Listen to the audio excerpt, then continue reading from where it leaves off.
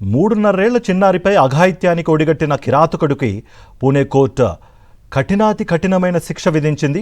Narsapur rape and murder case దోషి భీమ్రావ్ కాంబ్లేకు ఉరిశిక్ష విధిస్తూ తీర్పు వెలువరించింది.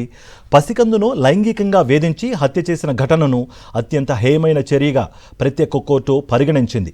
ఈ దారుణానికి పాల్పడిన నేరస్తుడికి ఉరే సరి అని స్పష్టం చేసింది. ఈ ఏడాది మే 1న 3.5 చిన్నారిపై 65 భీమ్రావ్ అత్యాచారానికి పాల్పడిన ఘటన స్థానికంగా తీవ్ర కలకలం రేపింది. మహారాష్ట్ర ప్రభుత్వం ఈ కేసును సీరియస్గా తీసుకుని ఫాస్ట్ ట్రాక్ విచారణకు ఆదేశించింది. ఈ క్రమంలోనే 60 రోజుల్లోనే విచారణ పూర్తి చేసి శిక్షను ఖరారు చేసింది పూణే స్పెషల్ కోర్టు.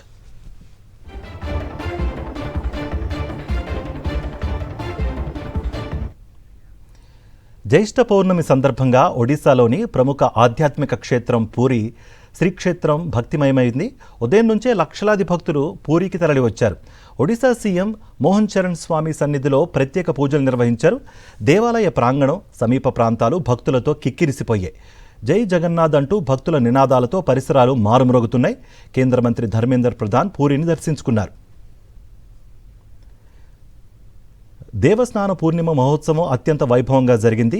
జగన్నాథుడు, ఆయన సోదరుడు బలభద్రుడు, సుభద్రాదేవిల సంప్రదాయక స్నాన యాత్ర వేడుకను కనులారా వీక్షించేందుకు దేశ నలుమూలల నుంచి వచ్చిన లక్షలాది మంది భక్తులతో ఈ సముద్ర తీరం కిక్కిరిసిపోయింది. ప్రసిద్ధ వార్షిక పూరి రథయాత్రకు ముందస్తుగా ఈ స్నానయాత్రను నిర్వహించడం అనాదిగా వస్తోంది. ఈ ప్రత్యేక పర్వదినం శ్రీమూర్తులను గర్భాలయం నుంచి బయటకు తీసుకువచ్చి ఆలయ ప్రాంగణంలోని ఎత్తైన స్నానభేడిపై కొలువు తీర్చారు. అనంతరం వేద మంత్రోచ్చారణల మధ్య 108 కుండల పవిత్ర సుగంధ జలాలతో త్రిమూర్తులకు ఘనంగా జలాభిషేకం చేశారు.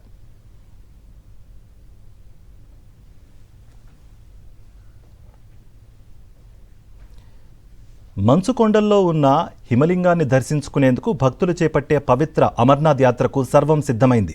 జూలై 3వ తేదీ నుంచి ఈ యాత్ర ప్రారంభం కానుండగా మంచులింగానికి నేడు సంప్రదాయబద్ధంగా తొలి పూజ నిర్వహించారు. జమ్మూ కాశ్మీర్ లెఫ్టినెంట్ గవర్నర్ మనోజ్ సిన్హా అమర్నాథ్ గుహను సందర్శించి హిమలింగానికి ప్రథమ పూజ చేశారు. దీంతో వార్షిక అమర్నాథ్ యాత్రకు అంకురార్పణ జరిగినట్లే. జూలై 3వ తేదీన పవిత్ర అమర్నాథ్ యాత్ర ప్రారంభమవుతుంది. ఆగస్టు 9 వరకు కొనసాగుతుంది. దేశ విదేశాల నుంచి లక్షలాది మంది తరలివచ్చే ఈ యాత్రకు అధికారులు కట్టుదిట్టమైన ఏర్పాట్లు చేశారు. ఆర్మీ, జమ్మూ కాశ్మీర్ పోలీసులతో కట్టుదిట్టమైన భద్రతా ఏర్పాట్లు చేశారు.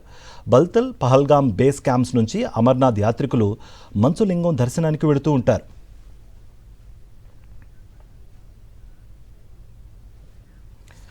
దేశ ఆర్థిక రాజధాని ముంబైని భారీ వర్షాలు ముంచెత్తాయి. నిన్న రాత్రి నుంచి నగరంలో ఎడతెరిపి లేకుండా కురిసిన కుండపోత వానకు ముంబై అతలాకుతలమైంది. నగరంలోని లోతట్టు ప్రాంతాలన్నీ జలమయమయ్యాయి. అంధేరి సబ్వే, హింద్ మాతా, కింగ్ సర్కిల్ వంటి కీలక ప్రాంతాల్లో రోడ్లపై భారీగా వరద నీరు వచ్చి చేరింది. దీంతో వాహనాల రాకపోకలకు తీవ్ర అంతరాయం ఏర్పడింది. పలు ప్రాంతాల్లో మోకాళ్ల లోతు నీరు నిలిచిపోవడంతో తెల్లవారుజాము నుంచి ఆఫీసులకు వెళ్లే జనం, వాహనదారులు తీవ్ర ఇక్కట్లు ఎదుర్కొన్నారు.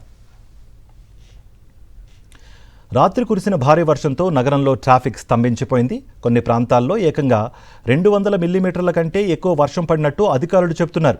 వాతావరణ శాఖ ముంబైకి ఆరెంజ్ అలర్ట్ జారీ చేసింది. మరికొన్ని గంటల పాటు నగరంలో ఓ మోస్తారు నుంచి భారీ వర్షాలు కురిసే ఛాన్స్ ఉందని భారత వాతావరణ శాఖ హెచ్చరించింది.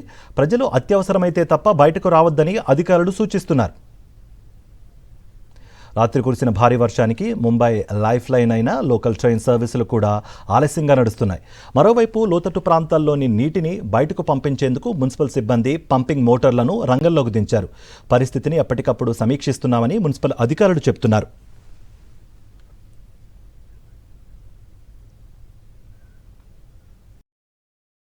మరిన్ని అప్డేట్స్ కోసం ఛానల్ను సబ్స్క్రైబ్ చేయండి. నోటిఫికేషన్స్ కోసం బెల్ ఐకాన్ పై క్లిక్ చేయండి.